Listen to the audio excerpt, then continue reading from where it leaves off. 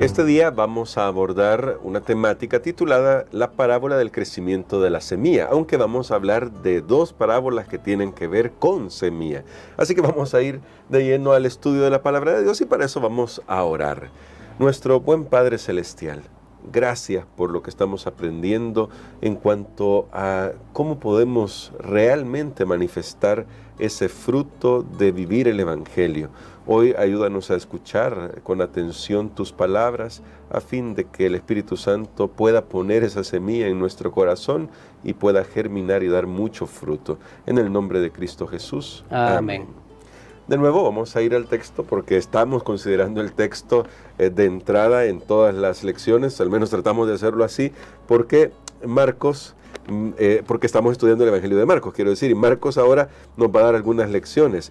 El texto que vamos a leer primero, del verso 26 al verso 29 de Marcos 4, según estábamos estudiando, solo aparece aquí esta parábola, pastor. Así que vamos a leerla, vamos a prestarle atención a la lectura y luego nuestro pastor nos va a ayudar para que veamos qué es lo que Dios estaba guiando a Marcos a escribir y por qué rescata estas palabras de Jesús. Decía además: así es el reino de Dios, como cuando un hombre echa semilla en la tierra y duerme y se levanta de noche y de día y la semilla brote y crece sin que él sepa cómo, porque de suyo lleva fruto la tierra, primero hierba, luego espiga, después grano lleno en la espiga, y cuando el fruto está maduro, enseguida se mete la hoz, porque la siega ha llegado. ¿Cuál es el foco primario de esta parábola, pastor? ¿Y por qué ahora aparece aquí como una mención exclusiva de Marco en comparación de otros evangelios? Nuevamente tenemos nosotros que ver que hay una conexión de esta parábola con lo que hemos estado estudiando. Yo lo mencionaba el día de ayer. Marcos realmente hizo un trabajo extraordinario. Parece un libro sencillo, pero luego cuando lo estamos estudiando así texto por texto, nos damos cuenta que realmente hay un trabajo fenomenal acá. ¿Y qué tenemos aquí? Bueno, aquí tenemos otra parábola que habla de la agricultura, que nos viene de ese mundo de la agricultura. Recordemos que en la parábola del sembrador, si uno presta atención, si uno la ve desde el punto de vista matemático, ¿verdad? Teníamos 4 tipos de terreno. De esos 4 tipos de terrenos, solo uno fue un terreno fructífero. Sí. Estamos hablando de la 4ª parte. Y si usted tiene una inversión o tiene una empresa que solo tiene una de 4 partes de éxito o de ganancia, bueno, realmente uno se tendría que preguntar y de ahí todo lo demás son pérdidas. ¿Qué está pasando? Sí. Entonces, cualquiera al escuchar las primeras parábolas y darse cuenta de lo que estaba pasando en los días de Jesús, podría pensar, esto no está funcionando.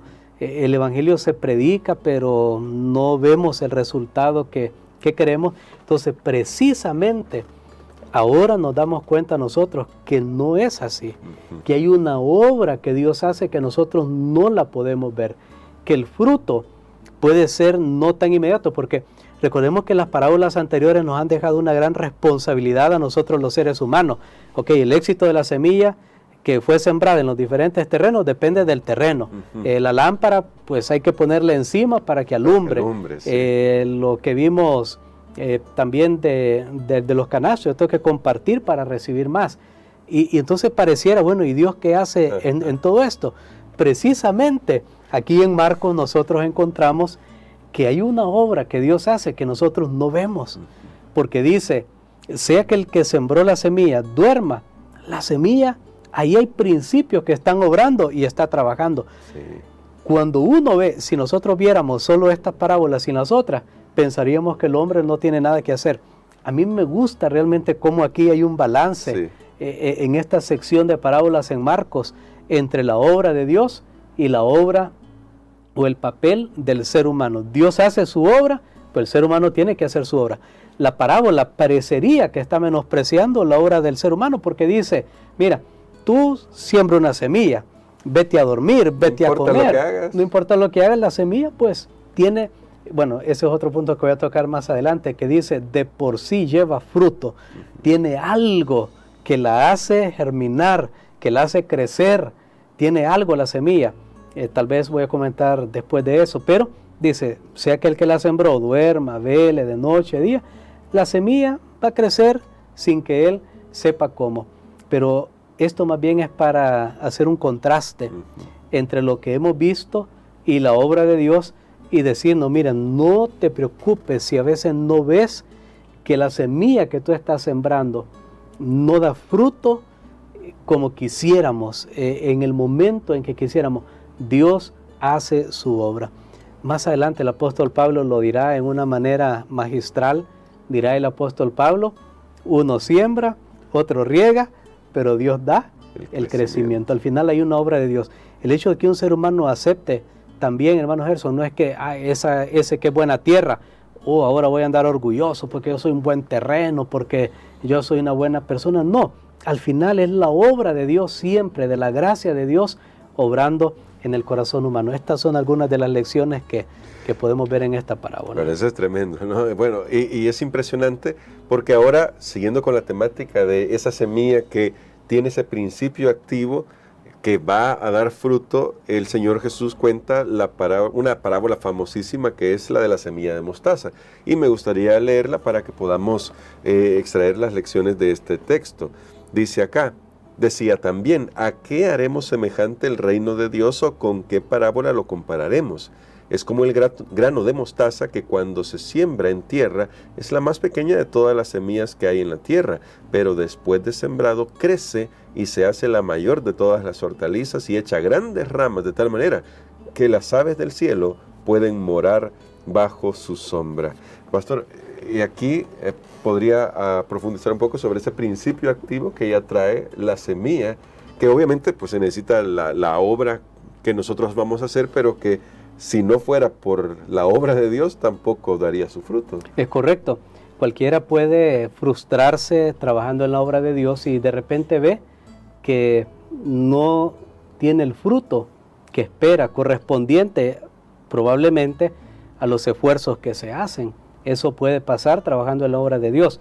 Y voy aquí a retroceder un poco al principio de todo este trimestre, cuando hablamos acerca del ambiente en el que Marcos escribió este evangelio, o que nosotros le llamamos hoy el evangelio, y el pueblo de Dios, los primeros cristianos, estaban siendo perseguidos, estaban siendo desalojados de sus posesiones, separados de su familia.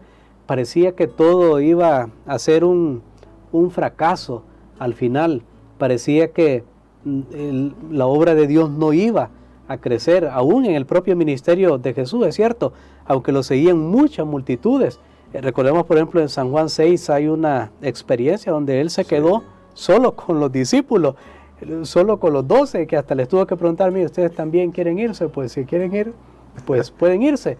Y ellos finalmente se quedaron con él, pero la parábola de la semilla de mostaza nos dice, miren, no te engañes. El reino de Dios parece pequeño, la obra de Dios parece insignificante, hay otras cosas que parecen mucho más grandes, pero mira, el reino de Dios es una semilla, como la de mostaza. De paso, aquí quiero decir que Jesús no estaba dando una clase de agricultura, ni de biología, porque algunos agarran esto literalmente y dicen, bueno, que es la más pequeña de la semilla, aún en Palestina, bueno, tanto ahora en nuestra época como en Palestina, no era la semilla más pequeña, pero era lo que Jesús quería ilustrar. Si es una semilla bastante pequeña, creo que para hacer una libra de esa semilla se necesitan cientos de semillas, porque realmente es muy pequeña. Pero aquí lo que está diciendo es, mira, aunque el reino de Dios parezca insignificante, diminuto, los seguidores de Dios parecen a veces, como dice Hebreos capítulo 11, en la parte final, después de hablar de los grandes héroes de la fe, dice, otros fueron aserrados, perseguidos, anduvieron errantes de acá para acá, hombres de los cuales el mundo no era digno. A veces pareciera que el reino de Dios no va a triunfar, pero la parábola de la semilla de mostaza nos dice, el reino de Dios va a tener victoria. Amén. Porque de hecho, me salté o no comenté en la parábola que hemos estudiado hoy anterior del crecimiento de la semilla, cómo termina esa parábola. Me parece que la lección hace un buen énfasis, un buen punto de decir que la parábola termina abruptamente. el fruto está maduro, enseguida se mete la hoz y la siega ha llegado. Algo abrupto. Ahí lo que nos muestra es, sí habrá personas, sí habrá gente. A veces nos ponemos a ver la iglesia o nuestras propias vidas, hermano Gerson, y hay algunos que dudan. ¿Será que vamos a vivir una vida como Dios pide, una vida sin pecado? Hermano, mira, tú deja que Dios haga la obra en tu corazón y te vas a dar cuenta que el principio del reino de Dios va a crecer en tu vida, vas a ser un vencedor y Cristo vendrá. No tenemos que preocuparnos. A veces pensamos, tenemos temor, no, si yo digo esto, que la gente va a malinterpretar, o si abrimos las puertas, dicen algunos. Claro, no estoy poniendo ejemplo en concreto, no vayan a malinterpretar mis palabras, pero lo que estoy diciendo es que a veces nos preocupamos como USA, el arca se está cayendo y yo soy el que tengo que detenerla. Hermano, mira, tú deja que la obra de Dios haga fruto en tu corazón. Predica con tu ejemplo, sé tú la luz, sé del buen terreno, da fruto, comparte, sé generoso y recuerda, la semilla hará su obra. Si es la semilla correcta, por eso Jesús también comparó en otro lugar a la fe como una semilla de mostaza. Y mira, no importa si es pequeña, no importa si tienes una fe pequeña, con tal que sea verdadera. Amén. Ese es el punto. Deja que la obra de Dios entre en tu corazón. Dejemos que entre en nuestros corazones. Y yo estoy seguro que así como Jesús habló de un fruto maduro, y así como habló de la mostaza especialmente, lo podemos ver porque dice, se hace la mayor de las hortalizas, echa grandes ramas. Definitivamente es el éxito en la predicación del Evangelio. Amén. Y sabe, hermano Gerson, voy a decir algo más porque me he sentido compelido para decirlo, es que incluso declaraciones de Elena White, que ella dice, cuando el pueblo de Dios haya reproducido el carácter perfectamente en su vida, Cristo vendrá para reconocerlo como suyo. Sabe que está hablando como pueblo. El pueblo de Dios va a triunfar. Podemos estar seguros de eso. Y de hecho, pastor, en la lección también nos hacen un llamado a recordar que en realidad estas parábolas casi se pueden ver como un anticipo de la victoria del Evangelio, porque quienes estaban escuchando esto era una iglesia extremadamente pequeña que luego iba a sufrir algunos embates, pero luego tenemos Mateo 24:14. El Evangelio del Reino será predicado en todo el mundo, a todas las naciones, y por testimonio a todas las naciones, y entonces vendrá en fin. Y hemos visto el cumplimiento de cómo el Evangelio ha crecido y todavía crecerá más. Con eso en mente, pastor, me gustaría que ore por nosotros, para que, como usted ya nos hacía ese llamado, permitamos que el principio del Evangelio habite de tal manera en nosotros que se pueda reproducir y que pueda dar frutos, para que quienes nos rodean también puedan ser contagiados por lo que Cristo ha hecho por nosotros. Amén. Padre, gracias te damos, Señor, porque hemos cerrado esta serie de parábolas con una nota triunfante, victoriosa, sabiendo que el Evangelio producirá lo que ha prometido, vidas transformadas.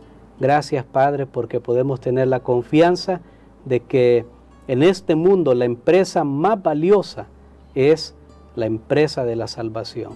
Gracias porque somos parte de ella. Ayúdanos a estar seguros y convencidos, Señor, de lo que representamos como cristianos, como creyentes, como iglesia. Lo pedimos en el nombre de Jesús. Amén.